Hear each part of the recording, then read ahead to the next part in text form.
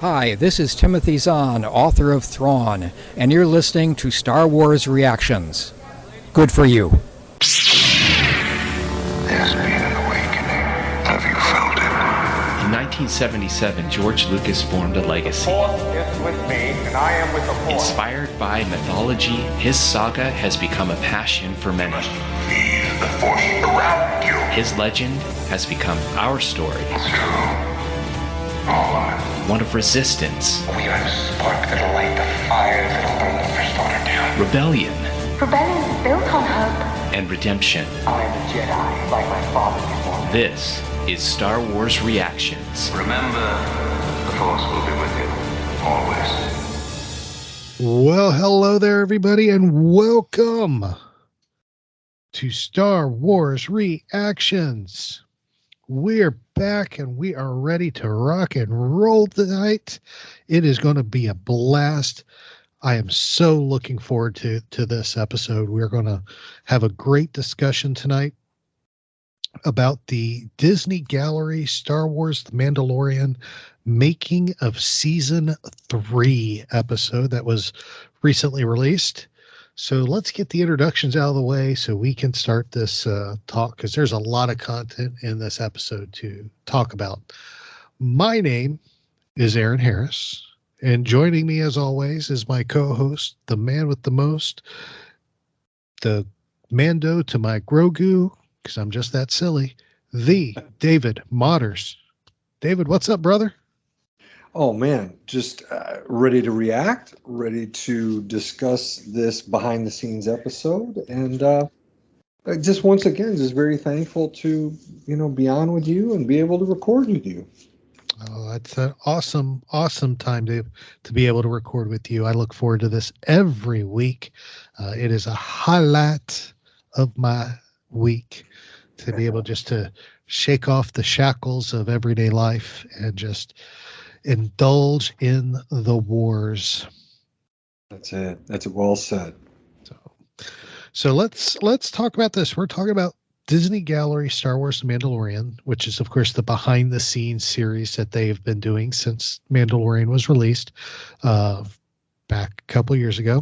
That particular episode is the making of season 3.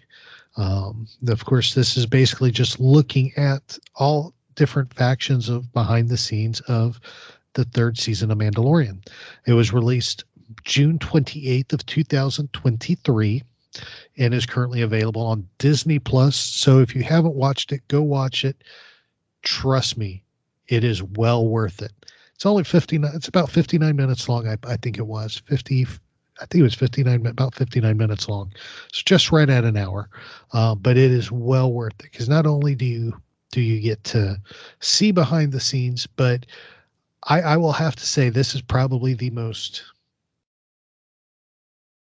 educational and inspirational behind the scenes show I have probably ever watched in my life.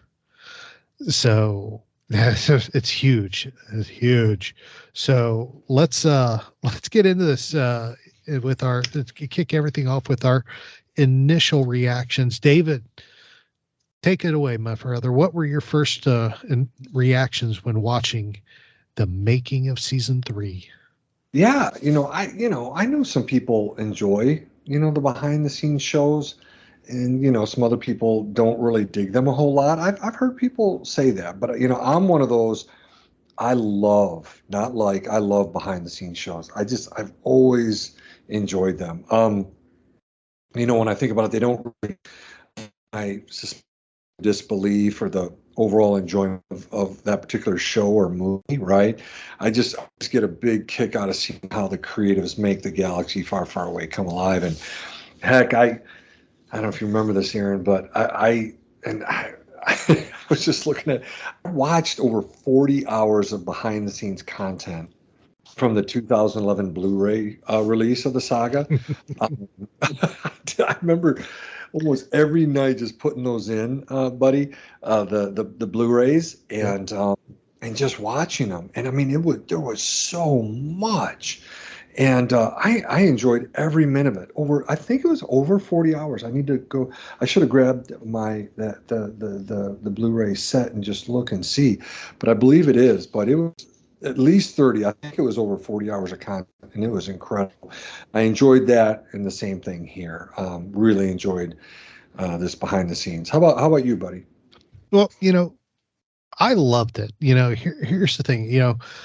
I grew throughout college. I mean, I was a communications and productions major in college. I do a lot of production stuff in my everyday life with my church, and on the tech side and production stuff. So I deal with this a lot. So behind the scenes shows have always interested me because of that, and mainly because they tell a story in their own right. You have the episode, you have the show or movie or whatever it is, but then you have the behind the scenes features, which tells a completely different story. And it's a fabulous story. It tells the story of the people behind the show or behind the movie that we enjoy.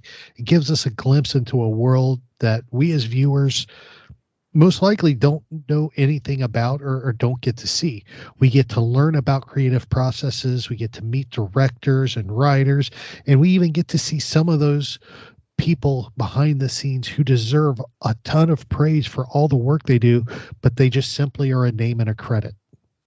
And that's why I was so stoked, and I absolutely love the fact that Disney and Lucasfilm have taken the steps to make these episodes each season. And I mean, there's just so much goodness and so much stuff in there visually that is just so stunning. And I know this is something we're going to talk about later in the episode, but even Dave Filoni, of course, Dave Filoni for president, has a monologue toward the end of this episode, which is just absolutely huge to me and made just a huge impact. I mean, his 60 seconds of talking was worth the whole 60-minute episode, in my opinion, which is my and what he says is my biggest takeaway from this particular episode. And to me, it's just valid living proof, again, that Dave Filoni for president is truly the man. Yeah. Simply said. Yeah. So, initial reactions out of the way. Let's jump into some talking points. One of the things that they talked about a lot in this was the use of masks by the creative, similar to what they did in the comparing it to what they did in the original trilogy of Vader behind the mask, and of course C-3PO and R2. Those actors were in masks the whole time, and I really liked their exploration of this, and I really loved what Katie Sackhoff was talking about, having to deal with being in the mask behind the helmet, and having to actually think about what she was doing and how she was saying it, because nobody could see her face. You're not acting with your face at that point. You're acting with your moves and your motions. And I love that. She said something else I love too, which we'll talk about in a little bit, but the whole idea of the mask is huge throughout the Mandalorian saga. Talk to me, David, what, especially from your point of view as a doctor and everything, talk to us about the use of masks that they discussed here in this episode. Oh, I love it. And you set it up so perfectly. When Favreau was saying it, he does say Vader. He says C-3PO. He talks about R2. And I love that you brought in, Bo-Katan, Katie Sackhoff, because she talked, I believe, and to some of the podcasts, I think Coffee with Kenobi's, Skywalking Through Neverland, about, acting behind a mask and how it is such a change from just voice acting Bo-Katan. You got me thinking as well about Emily Swallow, who plays the armor. So here's all these masked characters, not just Din Djarin, but like I said, Bo-Katan, Emily Swallow. Emily Swallow talks about how when she, over these 3 seasons, she had to really, figure out, she says, gosh, you felt like any movement was like something really big. So you just, you didn't move as quickly, you didn't move as much because a little bit was a lot. And to go to your point about, being a psychologist, and today I had 6 hours of therapy, and of people of all different ages, and I'm reading their face, right? I'm trying to read their face, their body language. Here's an interesting point, right, buddy? A lot of times people, they don't have a Vader mask on, or C-3PO, or a really cool Bo-Katan helmet, but they do put a mask on, and a lot of times they won't show how they're feeling. They put a different emotion on, and it doesn't match up a lot of times with what they're saying. And I'll point that out to clients. So, the face is so critical for us in human interaction, and that's why this next point in our talking points that you and I put together, I made sure to put this one right here, the bifurcated lead. Favreau says that bifurcated too, right? And how they said, well, what did Favreau say? He says, I talked to Dave Filoni a lot about this. Are we going to really go ahead and do a series where we don't see the hero's face? And a way that they can bring a lot of emotion to the table is through Grogu. And I love how he said it. So it's almost like two lead actors, Din and Grogu. And so Grogu gives you all those emotions. In fact, going back through this, the behind the scenes thing here, they show some clips of Grogu doing flashbacks, and the emotion that the creatives put on his face was very telling, very powerful. So, it is, I know for these, buddy, they talk about going to acting class and learning about what do they, I guess they call it mask acting, or acting with masks and then without them.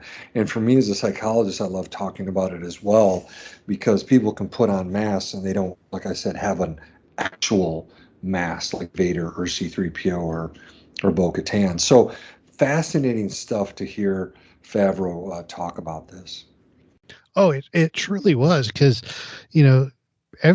regardless of where you are in life, everybody has some kind of mask they wear. It's just a fact of life. Somebody's always trying to hide something or be something they're not, and they have those masks that we wear in every day. And this was a good, I thought this was a good use of that in the show, because we're seeing that. And of course, Din and Grogu, with the emotional impact that those two have with each other on screen, makes the series. Truly, it does. They have such a unique relationship that it was just perfect. And which, again, I love how you said that, because it really rolls right on. We're really tying these one right into another without even realizing it, my friend. But it goes right into our next point, where Dave Favreau was discussing the story they had laid out. And he's like, and I love it how he said it. And this isn't an exact quote. I'm just kind of paraphrasing what he said was, we had it planned out, but didn't end up the way we planned out, because we now have the two leads. And it's just going into the growth in the story of itself. But they had planned all along to have Mando, or Din Djarin, go through his redemption journey. He'd go through have some kind of redemption. He has to go through in order to return to the culture he held on to so much in that first season, and throughout the second season. He had to have that redemption come into play. And which makes perfect sense to me, because one of the biggest themes that runs through Star Wars, if you look at the movies, is redemption. There's somebody has to be redeemed. Vader is on a journey of redemption. Vader / Anakin on a journey of redemption. Rogue One. I mean, honestly, that whole movie is just a journey of redemption. Whether it's you're looking at Jyn Erso's journey of redemption, you're looking at Cassian Andor's journey. the whole team, that whole team in Rogue One, the rogues, I will call them, their whole paths are leading to this path of redemption that brings them all together. And that's just Star Wars. And of course, to have Din Djarin have to go on this journey of redemption, which ended leading him to Mandalore to bathe in the waters and everything, just kind of fit perfectly in Star Wars. And of course, I love the fact it gave us a glimpse at that Mandalorian culture too. Well, when Favreau was talking about this, I immediately thought about you because you've brought this up a lot. You and I talk quite a bit about the themes in our reactions chat whenever we interview someone about their fandom. This is part of it. What themes resonate with them, and you and I have talked a lot about hope and redemption. A New Hope is your favorite. It's my favorite. Of course, that theme of hope is so critical, and it is in my private practice as well, or my work in private practice now with a company, which is when clients express hopelessness, that's a really dangerous thing and a predictor of suicide. So it's one thing to be depressed, but you add hopelessness on, you're really moving towards problems. And so I'm so glad that Lucas did go back and call Episode 4 A New Hope. I love redemption and what Anakin, like you said, / Vader went through. It's stuff that is helpful to see because we're all imperfect. We've all done things wrong. Whether you have a faith background or you're an atheist, you're imperfect. I mean, I should have an argument against that. Anybody, I'm imperfect. I always have been. So to have that redemption theme is, like I said, I really thought about you when Favreau was talking about this. Oh, absolutely. There are none perfect. No, not one. It is definitely, you could have, you said it perfectly. I'm not even going to attempt to expand on it because it was just so perfectly worded. But Din's journey too was such a powerful one that took him into parts of Mandalore we had never seen. And of course that we got to see and hear from Phil Tippett and talking about his role in creating the mines of Mandalore, the underbelly of the civilization, and everything, and the creative process they went to get that done. Because up to this point, the only time we had seen Mandalore has been in the Clone Wars and in Rebels. And you can animate absolutely anything. Yeah. But to bring the animation to live action and keep the feel and the look of Mandalore, even though it has been bombarded and destroyed by the Night of 1,000 Tears, it definitely was a massive undertaking. And Phil Tippett was discussing their role and their look of how they tried to work through getting it done and how it just kind of, and how it all came together. And it was a beautiful, beautiful piece of behind the scenes footage he got to share in discussing how they built it. Well, I love that they brought him in for this. I love it. I love that Dave Filoni and Favreau think about this. And I'm sure Phil Tippett is just ecstatic about this, especially, last summer, you and I think, did we? Yeah, we covered that series done by Lawrence Kasdan looking at ILM. That was last summer, coming up on a year ago. I can't believe it. And they really talked extensively to Phil Tippett and how, when the computers, the CGI came about, particularly during the making of Jurassic Park, he said, he almost felt like he went the way of the dinosaur. So to see Phil Tippett and his team, I guess, I don't know if it's called Phil Tippett Studios or the official name, but to see how he made that look and again, it just sparked a memory. I remember you brought it up. You said, "Hey, Dave," and you said it on the show. She defeated that arachnid mech Mhm. for the Darksaber, and obviously ended up giving it back to Mando before he knew it. But yeah, that whole underbelly, I just think it's beautiful how Tippett made that. I thought it looked great. Hmm. Absolutely. I thought it did too. I thought it looked phenomenal. And for the record, before anybody starts going back and looking, we never did an episode on the ILM special. It was on our list. It was on our list of stuff to do, but we actually ran out of time between all the stuff they gave us at the end of the year to do, between Andor and Kenobi and Tales of the Jedi. We just ran out of time. So we never actually got around to doing that. So we may actually have to do that, my friend.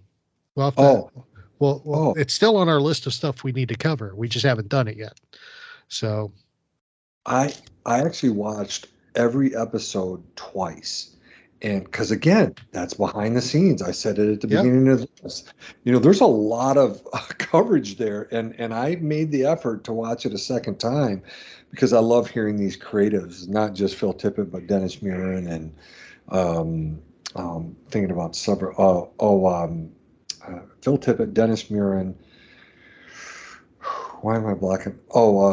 Ken Ralston, right? Some of these guys, just brilliant guys. And so, yes, now I'm excited to cover that. Holy crap! Yeah. A lot to cover here, man. Yeah, I know. We got to get that covered. The thing is, we got Ahsoka right around the corner, so I don't know when we'll find time, but we'll get her done. I promise you. That's right. Maybe not today, maybe not tomorrow, but someday. Yeah, we'll get her done. I mean, jumping off of that discussion too, I want to go into Doug Chiang and his design work on season 3. Of course, he talked about how he and George Lucas had designed most of Coruscant, the planet, when they were working on the prequels and everything, but they only showed just a hair of it during the prequels, and it was just that the fact that there's so much more that they've created that we haven't seen blows my mind. Yeah. Completely blows my mind. Well, and did you watch Doug Chiang's panel at Celebration this past April? Yes. Right. So I thought you did, and I'm trying to remember. I think he did one last year at Celebration Anaheim. Yes, he did. Whenever he does, Doug Chiang starts talking about design and George Lucas, and I'm just like mesmerized by this guy. I could listen to him talk for hours on end. In fact, I'm looking just up above the computer here, buddy, and I've got the art of Making of Mandalorian season 1, the art of Making of Mandalorian season 2, and Doug Chiang does the forward to them, and when I read them, right, Aaron, I can hear Doug Chiang. I can hear his voice and how he speaks, and I'm like, oh, Doug, keep talking. Tell me about Star Wars design. I'm just like, it's just so fun. And then when you hear him talking and he's showing pictures up on the screen, and same thing here, Doug Chiang starts to talk and they start showing different drawings of Coruscant. I'm like, yeah, I've never seen those before. So the amount of work has got to be, it's staggering. And so I thought it was really neat when he said that. I'm like, really? We've only seen a little bit of it in the prequels and even in Clone Wars. So some parts of it, but I cannot get enough of Doug Chiang. I just love his work and his passion for Star Wars, and just how eloquently he discusses all of it. Oh man, no, he does a fabulous job telling these stories. They're just so unique and so incredible. Yeah. He also got to talk a little bit about the droid bar on Plazar too. Yeah. Which was, oh my gosh, that was absolutely incredible. They even at one point said that they believe it is the largest, it holds the record for the scene with the most droids, real automated droids in a scene for Star Wars. Yes, and I remember them saying that, and I thought that was so cool, and that's why I thought we definitely have to touch base on that. And so that's a neat little piece of trivia.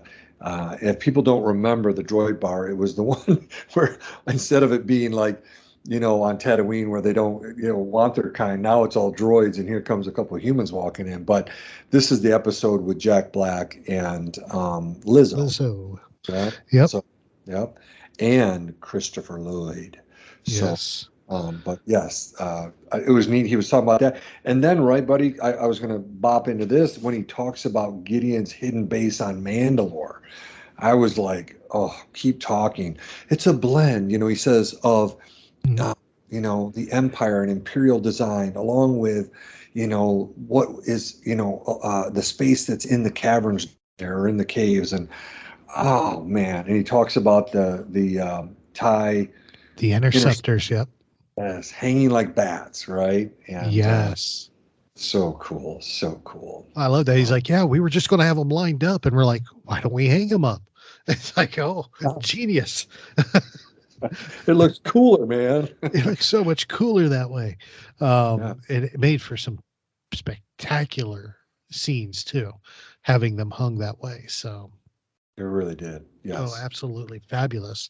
So, of course, there's still a lot to discuss. So let's take a quick break, and we'll be back to discuss more of the Disney Gallery Mandalorian making a season 3. Hold on. We'll be right back.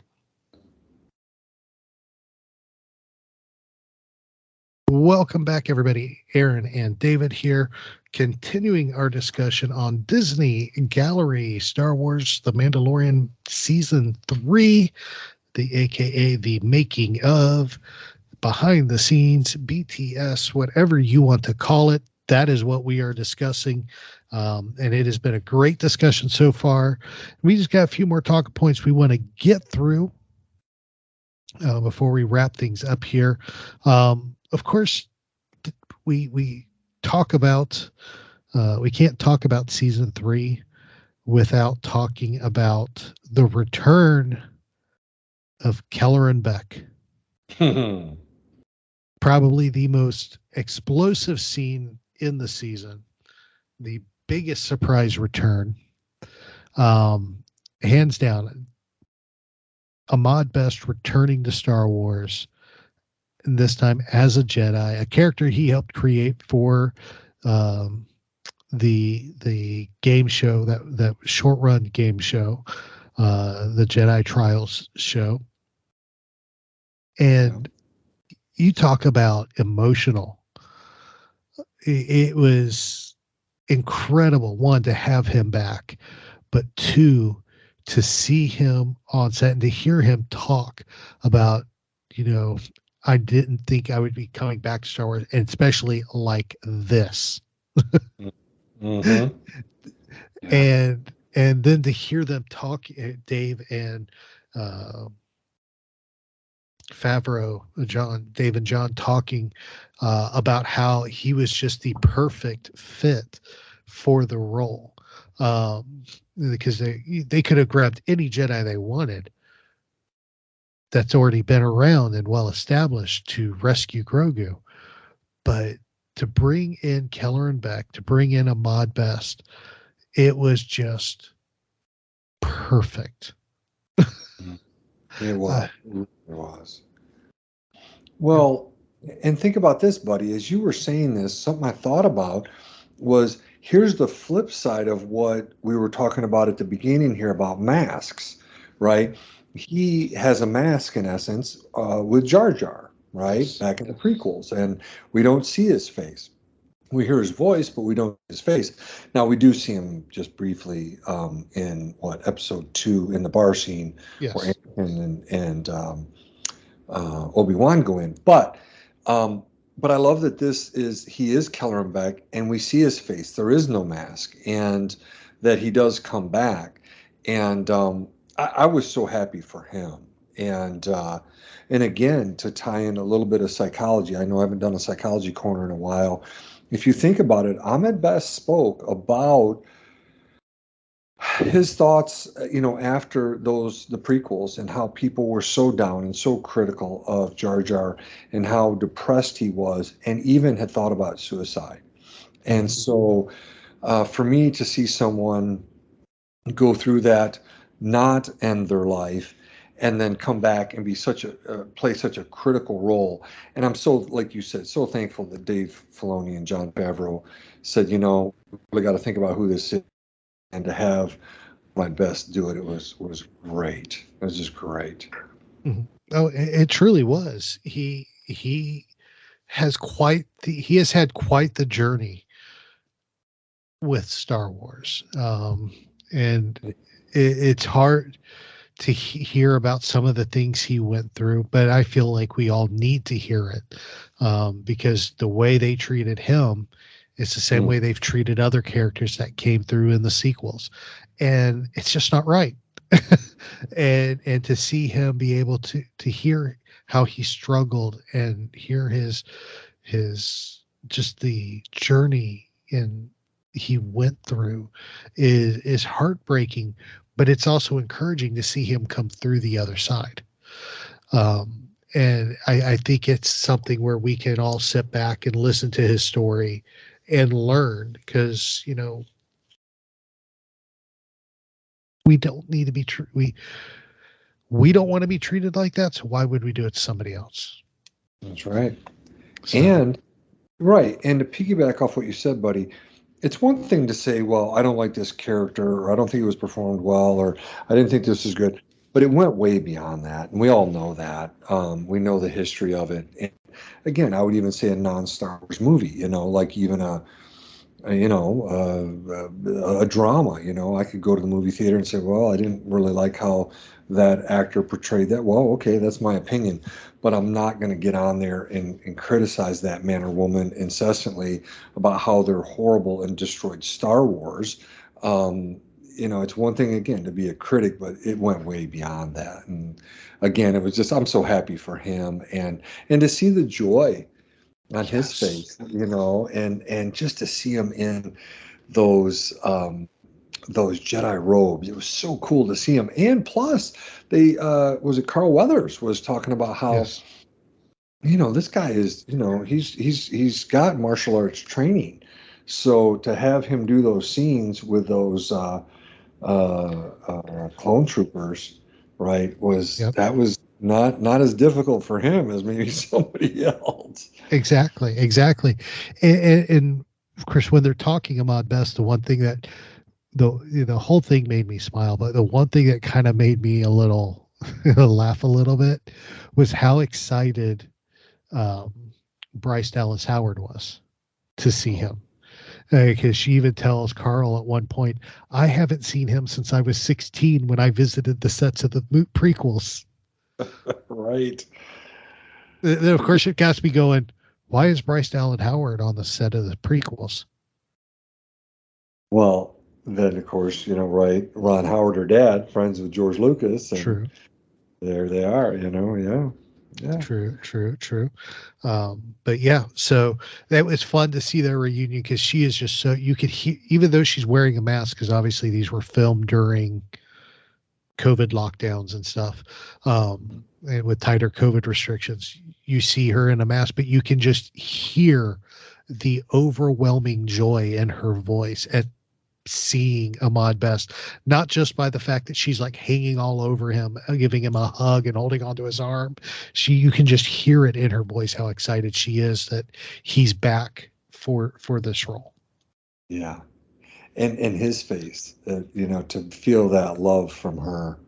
It's one thing from fans, but from directors and other professionals, it was neat to see his face as well. The joy he sees in her, and what he's feeling we want to belong. We want people to love us. We want people to like us. And again, here's an example of a feel-good kind of thing that Dave Filoni will talk about in just a few minutes. But just great to see him. Oh, absolutely. It was great to see him. So I could sit here and talk about Ahmed Best all night, but we got more to talk about. So let's keep the ball rolling. One thing I thought was interesting, and you put it in the notes. I was thinking it, I just didn't say it, but you put it in the notes. You know, we hear from Lateef Crowder during this episode. We hear from Brendan Wayne. Yeah. We don't see or hear from Pedro Pascal. Right. I thought that was quite interesting. Well, right. I mean, his name is listed first, you know, as they go through credits, and they should because it's his voice. But I think in recent interviews, Pedro Pascal has confirmed what a lot of Star Wars fans had surmised, is that I don't think he was on set for 1 minute this entire third season. If you notice in credits, they put, if people notice the two names that Aaron just said, Lateef Crowder and Brendan Wayne, they've now elevated them up to, I think, I would have to look again. They do Pedro Pascal, Carl Weathers, they mentioned, you know, the biggest ones, and then boom, boom, Lateef Crowder and Brendan Wayne, to convey that they're the ones who were in that suit basically all the time. And if you think about it, I think what it allowed Pedro to do is to film a series that my son has asked me to watch with him, which is The Last of Us. It's on the video game, right? That came out 10 years ago, 2013. Yeah. My son brought me up to speed on it. I've watched, I think I'm 3, 4, 5 episodes in, really enjoying it, loving Pedro Pascal in it.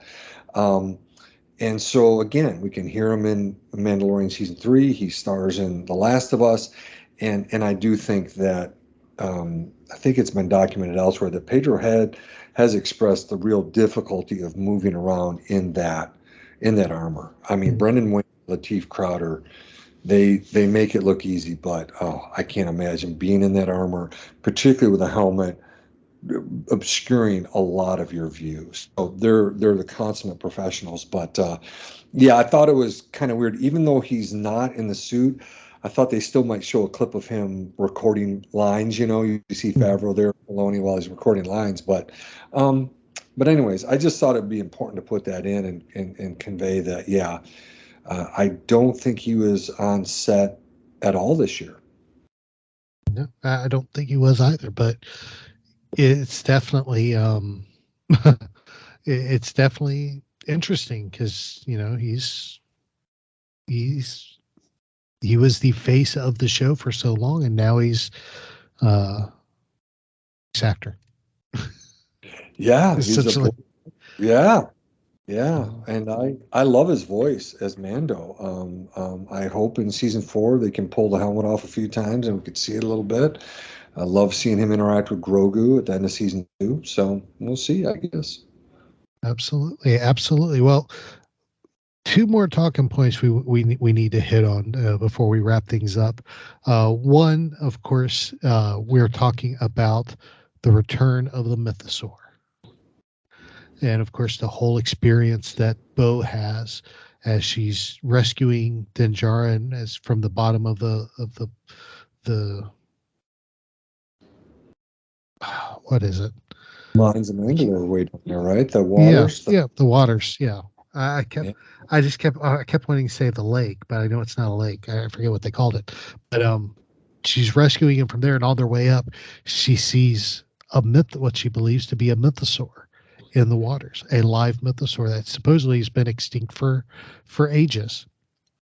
Yeah. And then and Dave had some really interesting comments talking about how they did that, especially when it came to Bo-Katan, seeing it, you know, because you would think Bo would need it would be some grand experience. She'd be come out riding the mythosaur and reclaiming Mandalore for everything. But no, it becomes a journey of faith for her.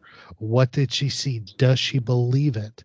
Literally becomes a moment of faith for her through that mythosaur experience. Oh, you know, and Dave Filoni's another one. We just mentioned Doug Chiang. I could listen to him talk Star Wars design for hours upon hours. It's the same thing with Dave when he talks about this and how if they would have had the mythosaur come up out of the water and everyone saw it, it would kind of defeat the purpose of this faith kind of moment for Bo. And then he goes on to describe kind of how it's not just, Din Djarin learning from Bo, but it's Bo really seeing him and his behaviors and his belief and his faith and how it's starting to grow in her. And I do like that they show that clip, right as Dave's talking, of Bo telling the armor, I saw it. I know it's real. And then I love the armorer's response. This is the way. And, how these things start to happen. This moment of faith thing, look, I've got clients who are faith-based, I got clients who are atheists, but something that we have to ask if you're a faith-based person is, do you believe what you believe is really real? Right? And I've thought about that a lot over the years, and I've heard many people of faith, oh yeah, I believe it, whatever. Do you believe what you believe is really real? And I really thought about that here in this conversation with Dave Filoni, talking about Bo-Katan's experience in the waters and under the mines of Mandalore. So I think she's believing it. Oh, she definitely is. Because it definitely becomes a huge part of her story and her buildup as they are journeying through this story of trying to reclaim Mandalore. So That's right. All right. So the last talking point we have here is something I mentioned during my initial reactions. It is, like I said in my opening statement, this probably had the biggest impact on me coming out of this episode. Of everything that we've talked about, this is what I'm taking from this episode. And I could sit here and read you what was said, because Dave Filoni did this beautiful monologue. And I could read to you what he said, but I'm not going to do that. I'd rather you hear it from Filoni's mouth. So sit back, listen to this brief clip from of Dave Filoni. They need each other, and we are learning all the time that we need other people to help us in our life. So that's why these things are powerful and relatable. For Mandalore! For Mandalore! In Star Wars, you want a feeling of hope, a feeling of adventure, but more so uplifting positivity to be happening. It is a sign that the next age is upon us. I think we need a range of stories and experiences in Star Wars that go from being cute and fun to being serious and dark.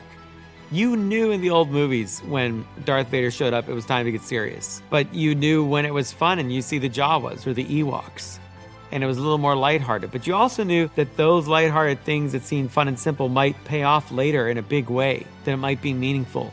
The smallest lives, the most insignificant people can sometimes rise up and do the greatest things. Wow. Okay. It gets me every time I listen to that monologue. David, right to you, brother. Yeah. Take it away.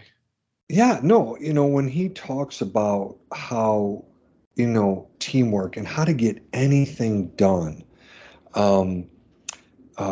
you have to do it. What struck me when I saw Dave talking about these things and about how, some of the smallest lies, what we feel might be the most insignificant people, they're all needed. I think about a couple of things in my own life. Okay. So when I get my degrees, well, how do I do that? Dave Motters did it himself? Absolutely not. I had wonderful high school teachers, wonderful professors in college. They then encouraged me to go on to graduate school. My parents supported me the entire way and encouraged me to get my higher education degrees. My professors in grad school, I love them. They're just wonderful. They loved me. They cared for me. They educated me. They helped me to become a good psychologist to help other people. So when I think about helping other people, I think about all the people who helped me along the way. The other example I think about is when I played high school and college basketball. Well, guess what? Do you go 1-on-5? Absolutely not. You got to have teammates. Something we talked about all the time, Aaron, in high school, and it applies in college and pro basketball too. You're only as good as the guys on the bench, because in practice, when they work hard, and I've been both. I've been a starter and I've been on the bench. But when both work hard, you make the starters and the entire team better, right? Mm-hmm. And it's a team approach. Golf, I don't know. I guess it's an individual sport.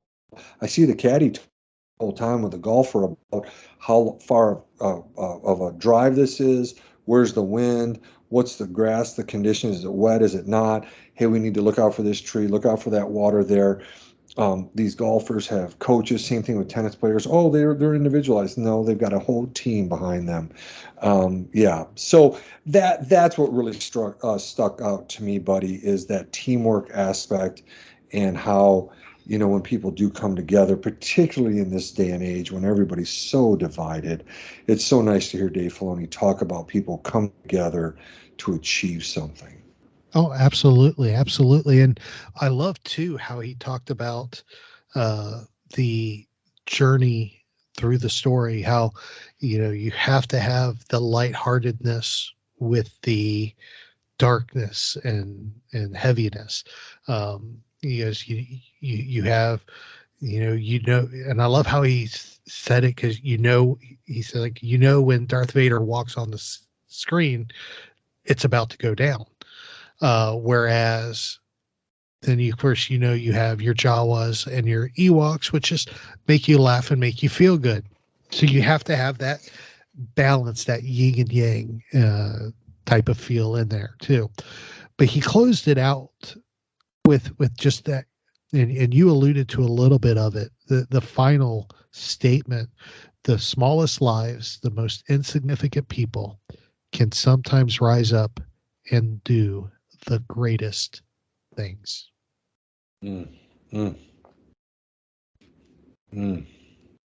That is probably one of the deepest statements that it's huge. It's a massive statement, because it can be applied in so many ways.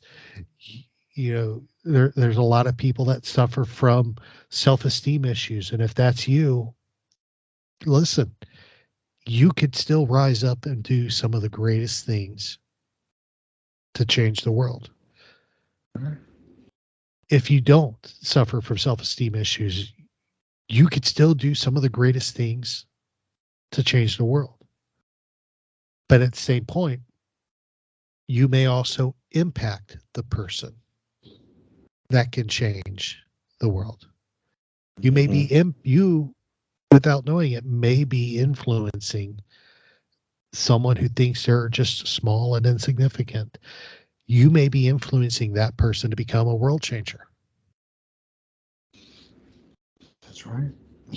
I tell you, there's just so much that we can take from this, and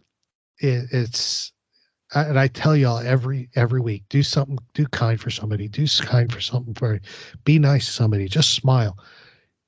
You never know how those moments can impact and cause somebody to rise up and do something great. Yeah. And it can all go back to something that you've done to trigger it, to set it off. You could be the catalyst. Yeah. Versus the frown, the mad look, the put down. Mm-hmm. If you're saying something nice, the smile, the uplifting comment, boy, sometimes it's a month, it's a year, sometimes it's years later, and the person says, that really made a difference, and that just makes you feel so good when it does something like that. Absolutely. So take that. If you take nothing away from this episode, or take nothing away from this episode of Disney Gallery, that's what your takeaway is. Mm-hmm. I just played y'all the clip. I have that clip now, and I will listen to that regularly because it is such an impactful monologue. Yeah. So, yeah. So let's leave it at that. So, well, let's go ahead and close things out, my friend. Final reactions, final grades, and I will kick that off since you started the initial reactions. Yeah, I loved this behind the scenes show probably more than I should have. Disney Gallery in and of itself is completely on a different plane of existence than any other behind the scenes show, simply because you can walk away with the life-changing lesson while just simply learning how they made a show that you love. We just spent a couple minutes talking about the impact of Dave Filoni's speech, which to me is just incredible. And it, like I said, it goes with what I tell you at the end of each episode. You matter and you can make a difference. It also confirms something else I've been saying for years, there's no such thing as a filler. So it does, it just does. I wish in the long run, I wish overall, we get these episodes for the Mandalorian and stuff. I wish we would get something like this, or even like Rebels Recon, like we used to get for Rebels, for shows like the Bad Batch and stuff, because I would love to hear the minds behind those shows go off and telling us about their journey in making it. But I am so glad we get these episodes. I am so glad we get this opportunity to see behind the scenes, and I will forever be grateful to Disney and Lucasfilm for sharing this with us, because they don't have to. They truly don't have to, but I'm so glad they do, because it is such an amazing journey. All right, David, take it away. Yeah, for me, this episode of Disney Gallery and this behind the scenes was really enjoyable, right, for all the reasons that Aaron had just mentioned. And I think, my only complaint, and this is a good one, was that there was only one episode. We had 8 episodes for season 1 of Disney Gallery, 2 episodes of Disney Gallery for season 2. If you remember, they had the one episode that covered the first 7 episodes of season 2, and then they came back with a second episode and covered the return of Luke Skywalker, right? And of course, I ate that up. Oh my gosh. So they've gone from 8 to 2, now down to 1. And for me, I would love an entire behind the scenes episode for the last episode of season 3 titled The Return. I just want more, I do. I love these behind the scenes. Like I said, if I was sitting there taking the time to watch over 40 hours of behind the scenes stuff from the 2011 Blu-ray, I think you know how serious I am about this stuff. I would say this last little note. I watched this twice, and the second time I was looking again, but was Jon Favreau tearing up a little bit at the end when he was talking about family and how season 3 wrapped up? I think he was just a little bit. And I've seen that before in him. And I think it really shows you where his heart is and how much he cares about the character's story, entertaining us, and the importance of stories and family. So very good, very good. And to just kind of piggyback off that, Jon Favreau in and of itself has been involved in some very heavy movies and shows dealing with family. Yeah. Whether it's The Mandalorian, dealing with the family in that, or whether it has been his journey through Marvel with being happy, the lovable, sidekick of Tony Stark's Iron Man. And then of course the loss of Iron Man and dealing with Peter Parker in the Spider-Man movies. He's dealt with that. He's full on dealt with heavy family stories And it shows it definitely touches and connects with them. So yes, big time. Absolutely. Well, of course, as you know, we do grade everything that we review for the most part, except for our vintage selection. We don't grade those, but we do grade everything else, just like if you were getting a grade in school, A, B, C, D, or F. So let's find out how we graded this. David, how did you grade this episode of Disney Gallery? I've gone back and forth. Initially, when I watched it, I was at A-. Then I went to B+ because I was like, man, they only have one episode. Like I said, multiple episodes in season 1, multiple episodes in season 2. We only have one. I hope they surprise us and give us another one about some other aspect of season 3. I'll eat it up. But in talking to you and talking about the content, particularly, what Favreau and Filoni said. Of course, we played Dave's clip. It bops me back up to an A-. The way to make this an A is give me 2 or 3 episodes, please. So A- for me to grade this particular episode. How about you? Oh, so the way to get them to give you to give them an A is for them to simply give you more. All right. That's right. So I'll remember that. So for me, it was A- from the get-go. I mean, it was just so deep, so incredible, so many good nuggets of information and trivia and so many good feels in it. And then, of course, Dave Filoni at the end just set it over the top. A- easy for me. So now we, of course, want to hear from you. Let us know what you think of Disney Gallery, The Mandalorian, making of season 3.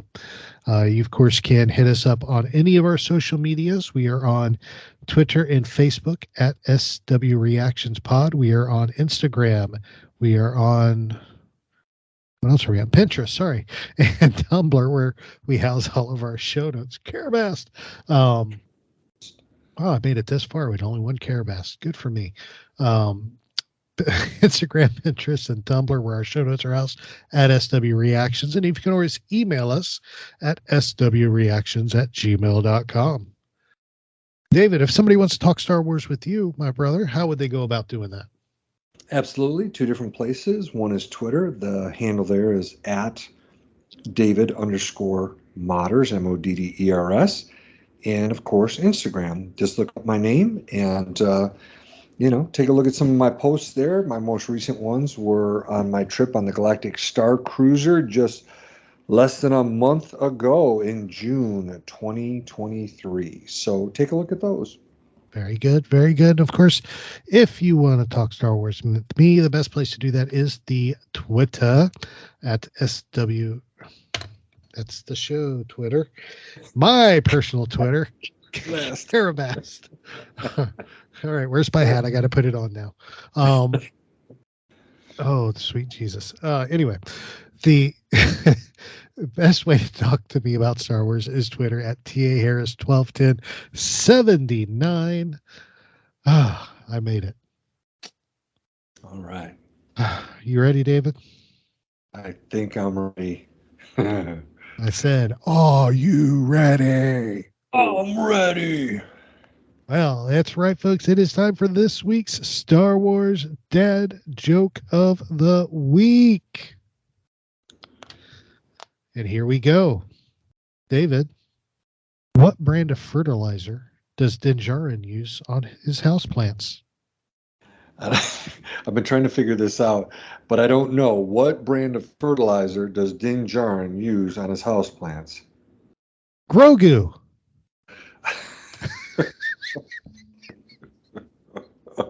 I figured it had something to do with Grogu, but Grogu. Yes, Grogu. Get it? Love it. Grogu. I'll never look at that guy again the same way. All right, David. This has been a blast as always, my friend. Absolutely, buddy. Been a blast. Absolutely. Thank you, everybody, for listening in. Y'all are awesome. We love y'all. We appreciate y'all. Y'all are the best. Take a moment, man. Just be kind to somebody this week. Smile. Give somebody a high five. Just do something nice for somebody. You never know how that will change your world or how that will change their world. And like I said earlier, one kind gesture could be the catalyst to make somebody go on and do great things. So do that. Remember, this is your place for elegant discussion for a more civilized age. If you'd like to share your thoughts, you can email us at show@starwarsreactions.com for our show notes and the latest news from the Star Wars universe. Visit our website at www.starwarsreactions.com. You can also follow us on Twitter at SWReactionsPod or on Facebook at Star Wars Reactions. If you enjoy our show, please leave a review on iTunes. This podcast is not endorsed by the Walt Disney Company or by Lucasfilm Limited. It's intended for entertainment and informational purposes only. The official Star Wars website can be found at www.starwars.com. Star Wars. All names, sounds, and any other Star Wars related items are registered trademarks and or copyrights of Disney and the respective trademark and copyright holders. All original content of this podcast is the intellectual property of Star Wars Reactions unless otherwise indicated. Star Wars Reactions. Elegant discussion for a more civilized age.